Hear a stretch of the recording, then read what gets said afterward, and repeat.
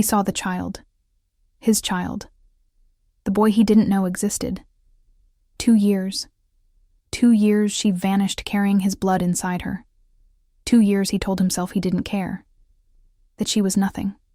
But in a random grocery store, on a random Tuesday afternoon, his entire empire of lies collapsed. Because the boy had the mark. The birthmark that only his family carries. The proof he couldn't deny. And the woman who disappeared? She's staring at him now. Silent. Terrified. Beautiful. This is the story of a man who thought he ruled the world. Until he realized he'd destroyed the only thing that mattered. Everything changes. Right now. Marcus Kang didn't believe in fate. He believed in power, control, fear. At 32, he was the most dangerous man in New York. The kind of man people whispered about but never named. His empire stretched across the East Coast like a shadow. Silent, invisible, and absolute. He didn't need violence to rule. His presence was enough. And 2 years ago, he had thrown away the only person who ever made him feel human. Her name was Amara.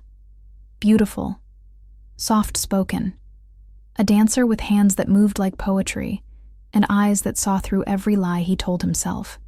He'd met her at a charity gala. She didn't know who he was, didn't care about his power. She looked at him like he was just a man. For 6 months, she became his secret, his escape, his weakness. And when his world began to tighten, when rivals circled closer and his family demanded loyalty over love, he did what he always did. He cut the weakness out. "I've found someone else," he'd told her. Cold, final, brutal. She didn't cry, didn't beg. She just looked at him with those dark, endless eyes and said, "I hope she makes you happy, Marcus." Then she walked away. He told himself he felt nothing. He told himself she was irrelevant. He told himself he'd made the right choice. But the truth is, he thought about her every single day. 2 years later, on a Tuesday afternoon in April, Marcus Kang walked into a grocery store in Brooklyn. It wasn't his neighborhood. He had no reason to be there. But his driver had taken a detour to avoid traffic, and Marcus, restless and irritable, told him to stop. He needed air, space, silence. The store was small, bright fluorescent lights, the smell of fresh bread and disinfectant. Ordinary, mundane, safe. He hated it. He was halfway down the cereal aisle when he saw her. Amara. She was standing near the dairy section, her back to him, wearing a simple yellow sundress and white sneakers. Her hair was pulled back in a low bun. She looked the same, exactly the same. His breath stopped. 2 years. 2 years since he'd seen her face. And suddenly, all the lies he'd told himself collapsed like glass under pressure. He didn't move. Couldn't move. And then she turned. Not toward him. Toward the shopping cart beside her. And that's when Marcus saw the boy. The child was small, maybe 2 years old. Dark curls. Round cheeks. Chubby hands gripping a plastic dinosaur. And eyes. Marcus's eyes. The same storm gray shade. The same shape. The same intensity. Even in a toddler. Marcus felt his chest tighten. No. It couldn't be. The boy laughed, a bright, innocent sound, and reached for a carton of milk.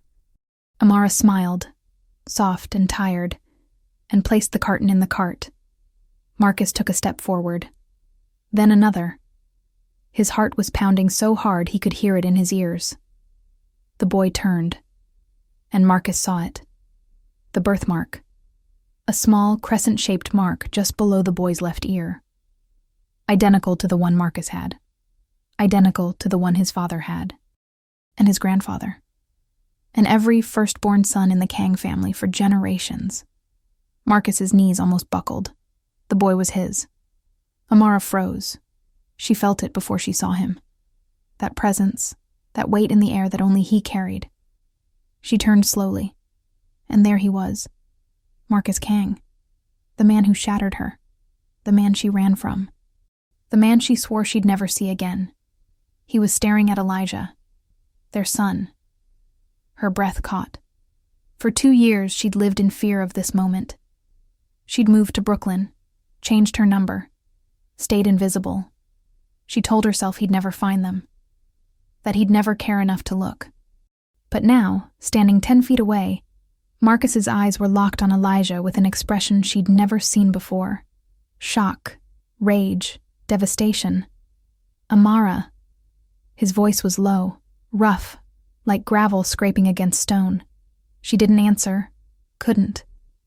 Elijah looked up at Marcus, curious and unafraid. "Hi," the boy said, smiling. Marcus didn't respond. He couldn't tear his eyes away from the birthmark. "Amara," Marcus said again, quieter this time. "Who is he?" She wanted to run, wanted to grab Elijah and disappear again, but her legs wouldn't move. "He's my son," she said finally. Her voice was steady, but her hands were shaking. Marcus's jaw tightened. "How old is he?" Silence. "How old?" 2, she whispered. Marcus's face didn't change, but something flickered in his eyes, something raw and dangerous. "And his father?" Marcus asked, his voice barely above a whisper. Amara lifted her chin, met his gaze, and lied. "Not you." Marcus didn't believe her. He couldn't. Because the boy standing in front of him, smiling, innocent, holding a plastic dinosaur, had his face, his eyes, his birthmark. The mark that couldn't be faked. The mark that didn't lie. "Not me," Marcus repeated slowly, his voice dangerously calm. "You're telling me that boy isn't mine." Amara's hands tightened on the shopping cart. "That's exactly what I'm telling you. Look at him, Amara. I am looking at him. He's my son. He has my birthmark." Her breath hitched, just for a second, but Marcus saw it. "It's a coincidence," she said, her voice shaking. Marcus took a step closer. His presence filled the space between them like smoke. Heavy, inescapable. "Don't lie to me." "I'm not lying." "Then let me see him." "No." "Amara, you don't get to do this," she said, her voice breaking. "You don't get to show up after 2 years and demand anything from me. You ended it, Marcus. You told me you found someone else. You threw me away like I was nothing." Her words hit him like a blade. Because she was right. He had thrown her away.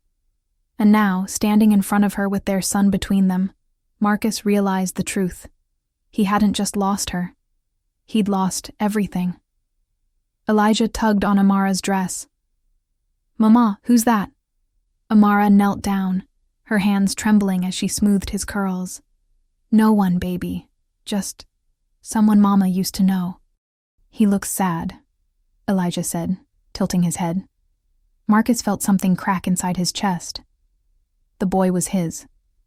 And he was calling another man Dada. "Does he have a father?" Marcus asked quietly. Amara stood, her eyes blazing. "That's none of your business. If he's mine, it is. He's not yours." "Then prove it." Silence. Amara stared at him, her chest rising and falling. She wanted to scream, wanted to cry, wanted to tell him the truth and watch him suffer the way she had. But she couldn't. Because the moment Marcus Kang knew Elijah was his son, everything would change. He would take him. He would claim him. And she would lose the only thing she had left. "Leave us alone, Marcus," she said, her voice barely audible. "Please." For a moment, Marcus didn't move. Then he reached into his jacket and pulled out a card. He placed it on the edge of the shopping cart. "When you're ready to stop lying," he said quietly.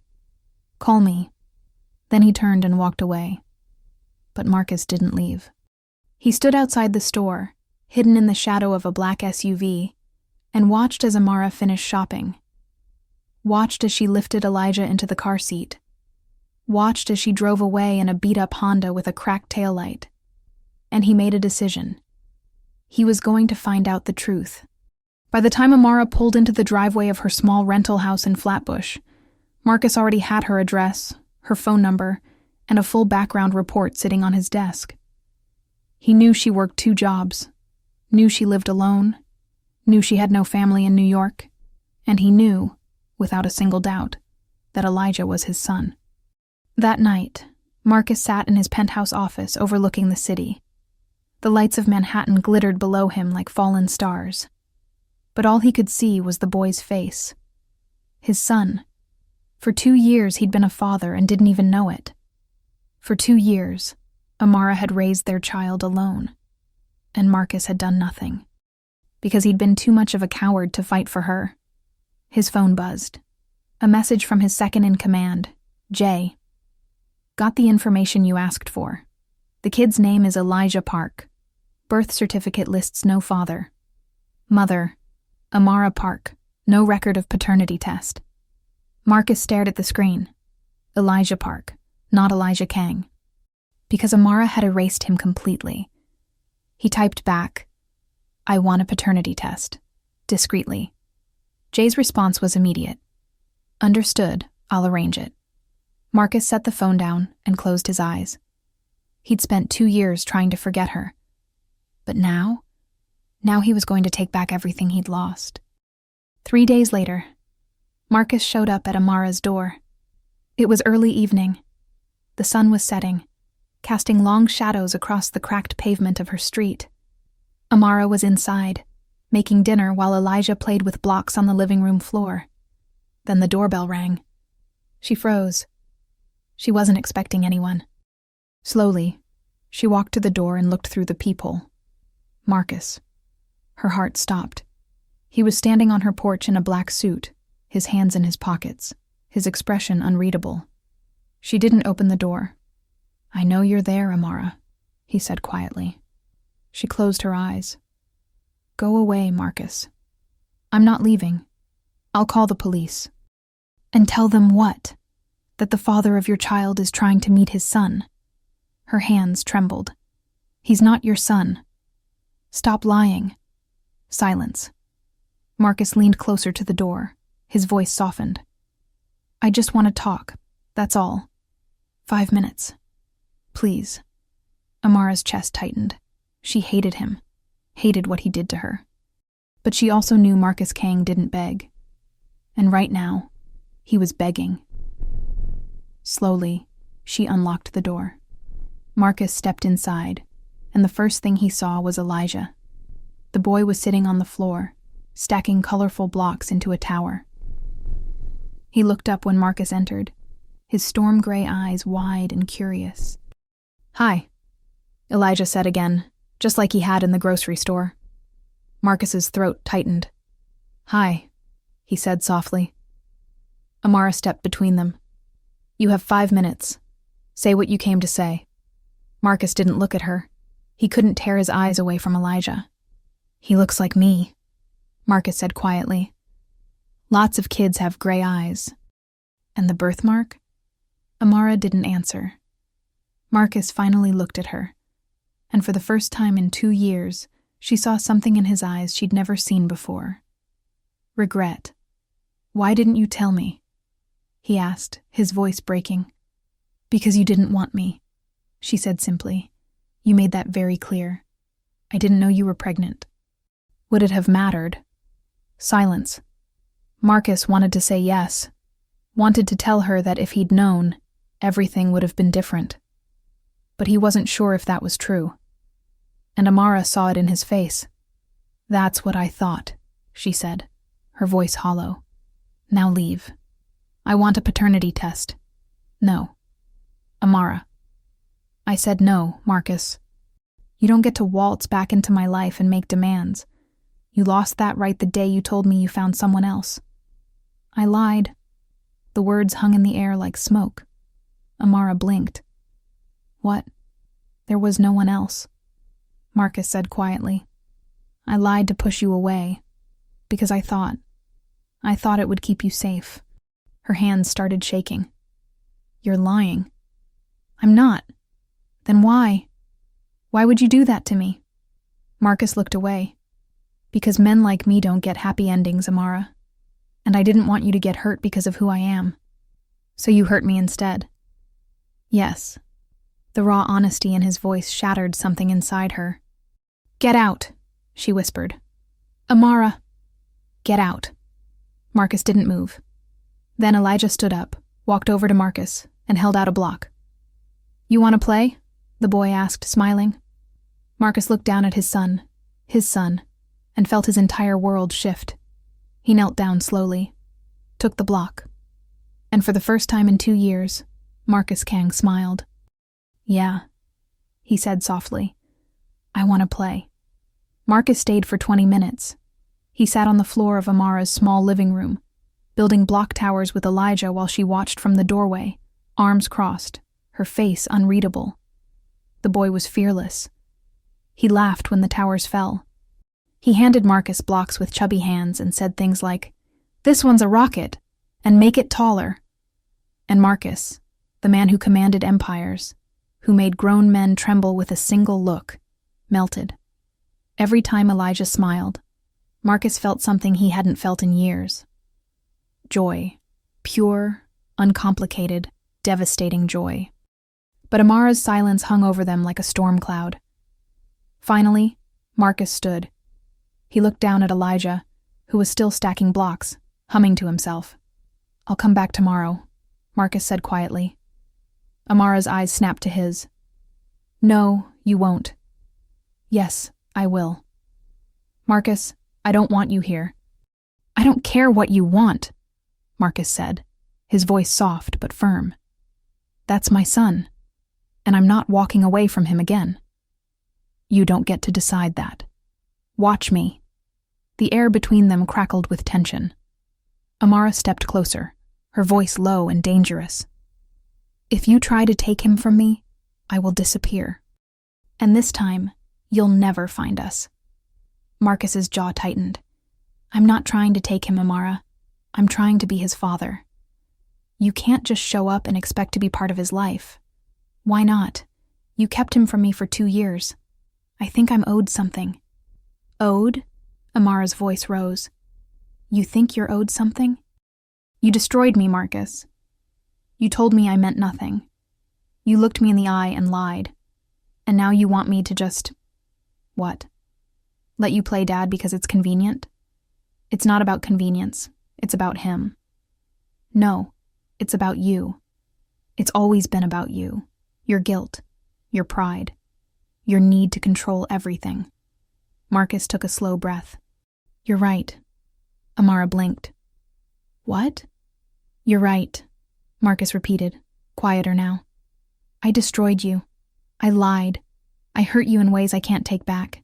And I don't expect you to forgive me. But that boy..." He glanced at Elijah, who was watching them with wide, confused eyes. "He deserves to know his father, and I deserve the chance to be one." Amara's hands were shaking. "You don't know the first thing about being a father. Then teach me." The words hung in the air. For a moment, Amara couldn't breathe, because she'd expected anger, expected demands, expected Marcus to use his power to force his way into Elijah's life.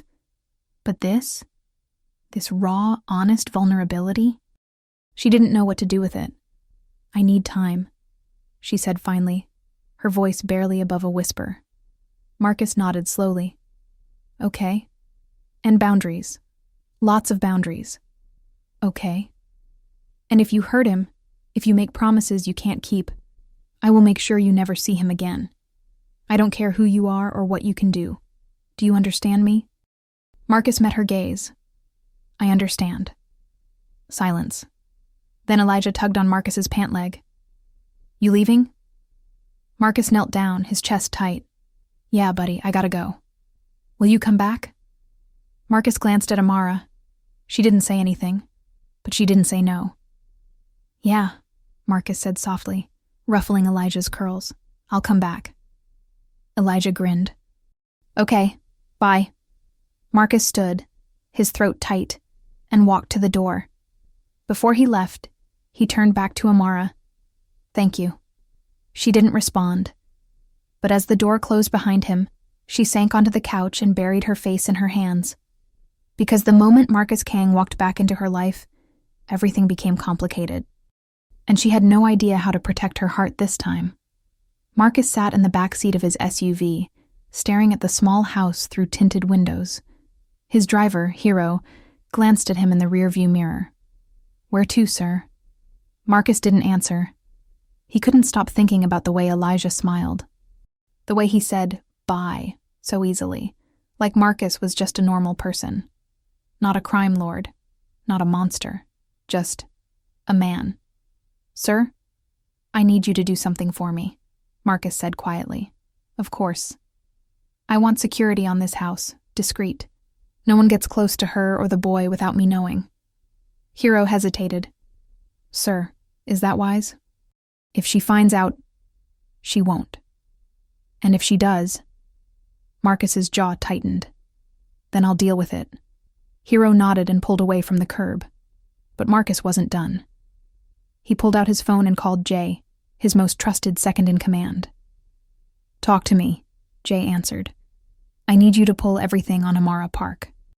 Employment history, finances, medical records, school records for the boy. Everything. Already done. Sent it to your email 10 minutes ago." Marcus smiled faintly. "Of course you did. Anything else?" "Yeah. I want the paternity test done, but I don't want her to know." Jay paused. "How do you want me to do that?" "The boy goes to daycare 3 days a week. Get a sample. Hair, saliva, whatever. Just make it happen." "Understood." Marcus hung up and leaned back against the leather seat.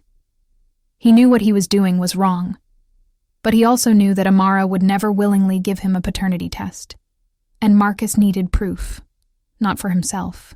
He already knew Elijah was his, but for the world, for his family, for the empire he would one day leave behind. Because if Elijah was his son, then he was the heir, and everything Marcus had built would one day belong to him. 3 days later, Marcus received the results. He was in his office, reviewing reports on a shipment deal gone wrong, when Jay walked in and placed a folder on his desk. "It's confirmed," Jay said simply. Marcus didn't open the folder. He didn't need to. 99.9% match, Jay continued. "Elijah Park is your biological son." Marcus closed his eyes. His son. For 2 years he'd been a father and didn't know it. For 2 years, Amara had carried that weight alone, and Marcus had been too blind, too arrogant, too broken to see it. "What do you want to do?" Jay asked. Marcus opened his eyes. "I want custody." Jay's expression didn't change, but his tone shifted. "That's going to be complicated. She's the legal guardian. There's no father on the birth certificate. And if you push too hard, she'll run." "I know. So what's the play?" Marcus stood and walked to the window. The city stretched out below him like a kingdom. But all he could think about was a small boy with his eyes in his birthmark. "I'm not going to take him from her," Marcus said quietly. "But I'm not walking away either." "Then what?" Marcus turned. "I'm going to prove to her that I've changed." Jay raised an eyebrow. "Have you?" Marcus didn't answer, because the truth was, he didn't know. But for Elijah, he was willing to try. The next day, Marcus showed up at Amara's house again. This time, he didn't come empty-handed. He brought groceries, fresh vegetables, milk, bread, pasta, chicken. Things he'd noticed were running low when he'd been inside. Amara opened the door, saw the bags, and frowned. "What are you doing?" "Helping." "I don't need your help." "I know, but I'm offering it anyway." She stared at him for a long moment. Then she sighed and stepped aside. Marcus carried the bags into the kitchen and started putting things away. Amara watched, arms crossed, suspicious. "You don't have to do this," she said. "I know. Then why are you?" Marcus set down a carton of eggs and looked at her. "Because I want to be here. For him. And for you." Amara's breath hitched. "Don't." "Don't what?" "Don't say things like that. Don't make me think you've changed when we both know you haven't." Marcus stepped closer. "How do you know I haven't?" "Because men like you don't change, Marcus. You just get better at pretending." The words cut deeper than she intended. But Marcus didn't flinch. "Maybe you're right," he said quietly. "But I'm going to try anyway." Before Amara could respond, Elijah came running into the kitchen, clutching a toy car. "Marcus!" he shouted, grinning. Marcus's entire face softened. "Hey, buddy. You came back. I told you I would." Elijah held up the toy car. "Look, it's red." Marcus knelt down. "That's a cool car. You want to show me how fast it goes?" Elijah nodded eagerly and ran off toward the living room. Marcus stood, glancing at Amara. "Is it okay if I stay for a bit?" She wanted to say no, wanted to protect herself. But when she looked at Elijah's face, so bright, so happy, she couldn't. "1 hour," she said finally. Marcus nodded. 1 hour. But 1 hour turned into 2, and 2 turned into 3. And by the time Marcus left, Elijah was asleep on the couch, his head resting on Marcus's lap. Amara stood in the doorway watching them, and for the first time in 2 years, she felt something she thought was dead. Hope. Thank you so much for being part of this journey. Stories like these take time, heart, and dedication to create, and your support means everything. If this story touched your heart, please consider making a donation through YouTube's Super Thanks. It helps us continue bringing you powerful, emotional stories every week. Joining our members club. Get early access to videos and exclusive content made just for you. Your support allows us to keep creating, keep dreaming, and keep sharing stories that matter. Thank you for watching. Thank you for caring. See you in the next story. For the next 3 weeks, Marcus became a constant presence in Amara's life. He showed up every other day, sometimes with groceries, sometimes with toys for Elijah, sometimes with nothing but time. He learned that Elijah loved dinosaurs, hated broccoli, and could sing the entire alphabet song in one breath. He learned that Amara worked 2 jobs, one as a dance instructor, the other as a waitress at a late-night diner. He learned that she was exhausted, that she carried everything alone, that she never asked for help. And slowly, carefully, Marcus began to earn her trust. He fixed the broken faucet in her bathroom, replaced the cracked taillight on her car, helped Elijah build a fort out of couch cushions and blankets. He didn't ask for anything in return. He just showed up, and Amara didn't know what to do with it. Because this wasn't the Marcus she remembered. The man who'd walked away from her had been cold, distant, controlled. But this Marcus laughed when Elijah dumped a bowl of cereal on his head. This Marcus sat on the floor and colored in coloring books. This Marcus looked at her like she was the only person in the world who mattered. And it terrified her, because she couldn't let herself believe it was real. One evening, after Elijah had fallen asleep, Amara and Marcus sat on the front porch together. The night was cool, quiet, the kind of silence that felt safe. "Can I ask you something?" Amara said, her voice soft. Marcus glanced at her. "Anything." "Why now? Why are you trying so hard?" Marcus leaned back against the railing, his gaze distant. "Because I spent 2 years lying to myself, telling myself I didn't care, that I didn't need you, that I was better off alone." He paused. "And then I saw him, and I realized I've been a coward." Amara didn't respond. "I thought pushing you away would keep you safe," Marcus continued. "But all I did was hurt you, and I can't take that back. But I can try to be better. For him. For you." "You keep saying, for me," Amara said, her voice trembling. "But I don't understand why." "You ended things, Marcus. You made it clear I didn't matter." "You mattered," Marcus said quietly. "You always mattered. I was just too afraid to admit it." Amara's chest tightened. "Afraid of what?" Marcus looked at her, really looked at her, and for the first time he let her see the truth. "Afraid that if I loved you, I'd lose you, and I couldn't survive that." The words hit her like a wave. "So you pushed me away instead." "Yeah. That doesn't make sense, Marcus." "I know." Silence. Amara stood, her arms wrapped around herself. You can't just say things like that and expect everything to be okay. I'm not asking for everything to be okay. I'm just asking for a chance. A chance to do what? Break my heart again? No. A chance to prove I'm not the same man I was 2 years ago. Amara laughed bitterly. People don't change, Marcus. Maybe not, but I'm going to try. She looked at him, her eyes filled with tears. Why? Why does this matter so much to you? Marcus stood and stepped closer. Close enough that she could feel his warmth. Close enough that she had to look up to meet his eyes.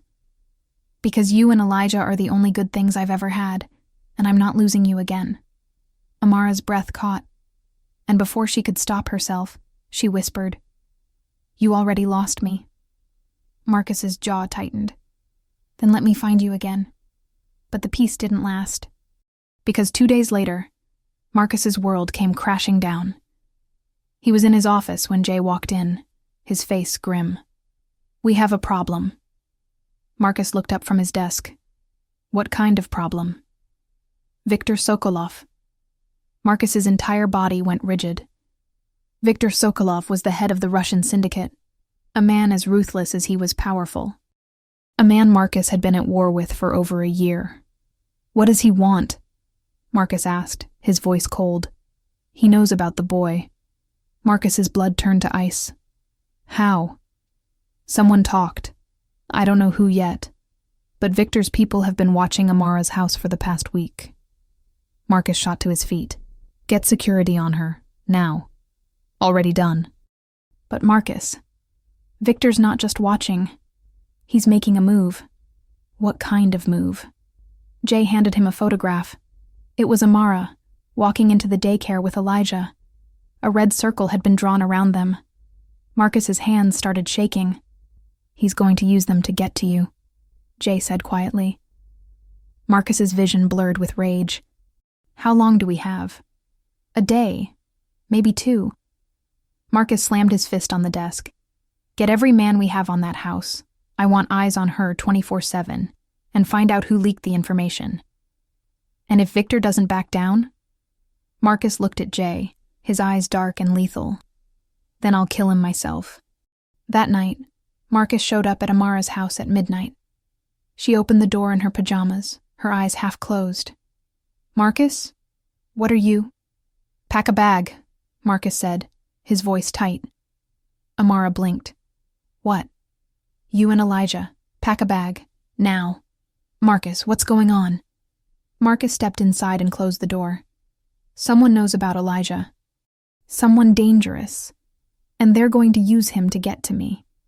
Amara's face went white. What are you talking about? There's no time to explain.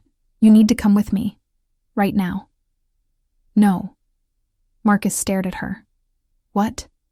I'm not going anywhere with you. This is exactly what I was afraid of. This is why I didn't tell you about Elijah in the first place. Amara, listen to me. No. Her voice was shaking. You brought this into our lives. Your world. Your enemies. And now my son is in danger because of you. The words hit Marcus like a bullet. Because she was right. I know, Marcus said quietly.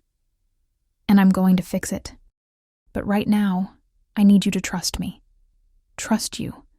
You want me to trust the man who destroyed me? The man who just admitted his enemies are targeting my son? Our son, Marcus corrected, his voice hard. And yes, I need you to trust me. Because if you don't, he's going to get hurt. And I won't let that happen. Amara's eyes filled with tears. I can't do this, Marcus. I can't live in your world. You won't have to. Just let me keep you safe, please. Silence. Then, from the bedroom, Elijah's voice called out, Mama? Amara closed her eyes. Give me 10 minutes. Marcus nodded. I'll be outside. 15 minutes later, Amara and Elijah were in the back seat of Marcus's SUV, driving through the dark streets of Brooklyn. Elijah was asleep, his head resting on Amara's lap. She stared out the window, her face blank. Marcus sat in the front seat, his jaw tight, his mind racing.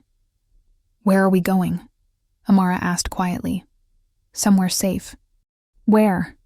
"A safe house upstate. No one knows about it. You'll be protected." "For how long?"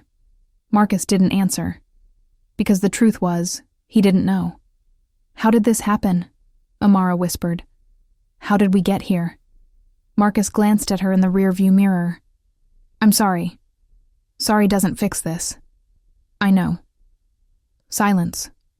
Then Amara said, "If anything happens to him, I'll never forgive you." Marcus's chest tightened. "Nothing's going to happen to him, I promise." "You can't promise that." "Yes, I can." Amara looked at him, her eyes filled with fear and anger and something else Marcus couldn't name. "You better be right," she whispered. Because if he wasn't, everything they'd built, everything they'd fought for, would be destroyed. The safe house was a 2-story cabin nestled deep in the Catskill Mountains, surrounded by dense forest and silence. It was beautiful, isolated, safe. Amara hated it, because being there meant she was trapped, dependent on Marcus. Reliant on his protection, his money, his world. The very world she'd run from 2 years ago.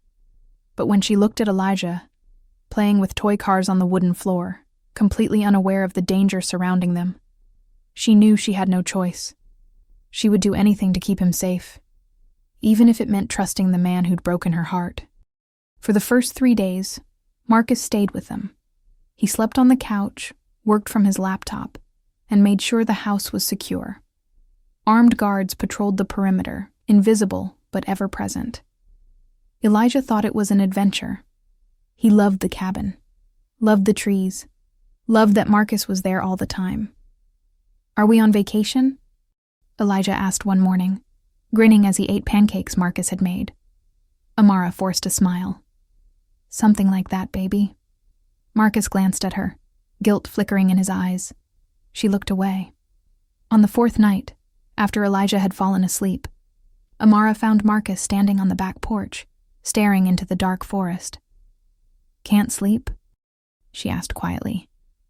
Marcus didn't turn. "No." She stepped beside him, wrapping her arms around herself against the cold. "What's going to happen, Marcus?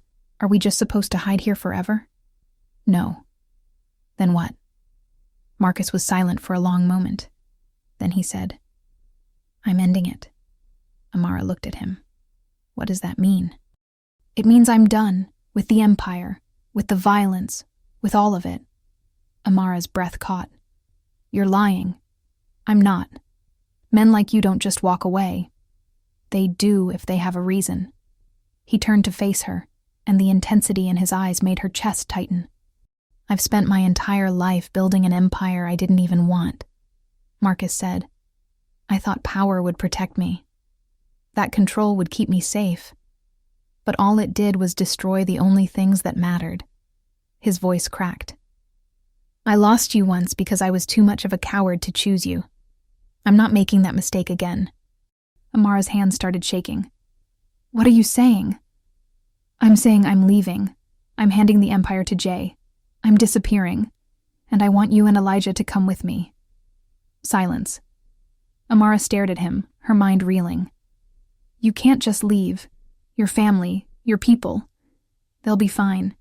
Jay's been running things for years anyway. He doesn't need me. But what about Victor? What about the people who want to hurt us?" Marcus's jaw tightened. "I'm handling Victor." "How?" "By giving him what he wants." Amara's eyes widened. "What does that mean?" Marcus stepped closer.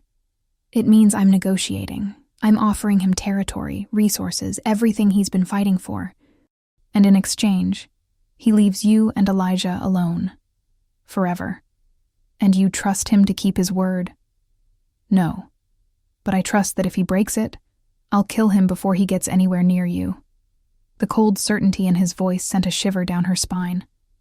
"Marcus, I'm not asking you to forgive me," Marcus said quietly.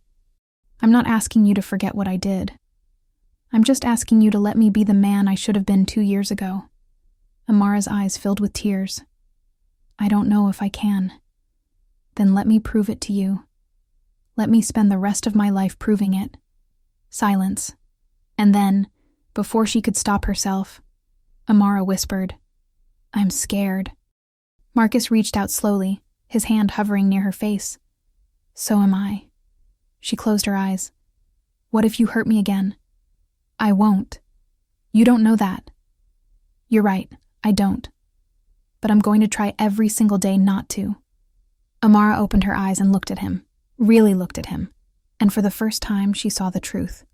He had changed. Not completely, not perfectly, but enough. Okay, she whispered. Marcus blinked. Okay, I'll try, but slowly. And if you mess up, I won't. If you mess up, Amara continued, her voice firm, I'm gone, and you'll never see us again. Marcus nodded. Understood. Silence. Then Amara did something she never thought she'd do again. She stepped forward and rested her head against his chest. And Marcus, his hands trembling, wrapped his arms around her and held her like she was the only thing keeping him alive. Because she was. 2 weeks later, Marcus sat across from Viktor Sokolov in a neutral meeting room in Manhattan. The Russian was tall, broad-shouldered, with cold blue eyes and a scar running down his left cheek. You're giving up your empire, Viktor said, his accent thick. Why? Because I have something more important now, Marcus said evenly. Viktor laughed. A woman, a child, you think those things are worth more than power? Yes. Viktor studied him for a long moment. Then he leaned back and smiled. You've gone soft, Kang. Maybe, but I'm also offering you everything you've been fighting for. Territory, shipment routes, contacts, all of it, in exchange for one thing. The woman and the boy. Marcus's eyes went cold. You don't touch them. Ever. And if I find out you've even looked at them, you'll what? Kill me? You're walking away, remember? I'm walking away from the Empire, not from protecting my family. Viktor stared at him. Then he laughed again. You've changed. Yes? And you think I'll honor this deal? I think you're a businessman, and this is good business. Viktor was silent for a long moment. Then he stood and extended his hand. Deal. Marcus shook it. And just like that, it was over. 3 months later, Marcus, Amara, and Elijah were standing on a beach in Costa Rica. The sun was setting, casting the sky in shades of pink and gold. The ocean stretched out before them, endless and calm. Elijah was building a sandcastle, laughing every time a wave washed part of it away. Amara stood beside Marcus, her hand in his, her heart lighter than it had been in years. Are you happy? Marcus asked quietly. Amara looked up at him. I'm getting there. Marcus smiled. That's enough for me. Elijah ran over, covered in sand. Look. I made a castle. Marcus knelt down. That's the best castle I've ever seen. Really? Really. Elijah grinned. Then he looked between Marcus and Amara. Are you my dad? The question hung in the air. Amara's breath caught. Marcus looked at her. She nodded slowly. Marcus turned back to Elijah and said, Yeah, buddy, I'm your dad. Elijah's face lit up. Cool. Then he ran back to his sandcastle, already forgetting the weight of the question. But Marcus didn't forget, because in that moment, standing on a beach with the woman he loved and the son he'd almost lost, Marcus Kang realized something. He'd spent his entire life chasing power. But the real empire? It was right here, in the laughter of a child, in the trust of a woman who'd given him a second chance, in the family he'd fought so hard to keep.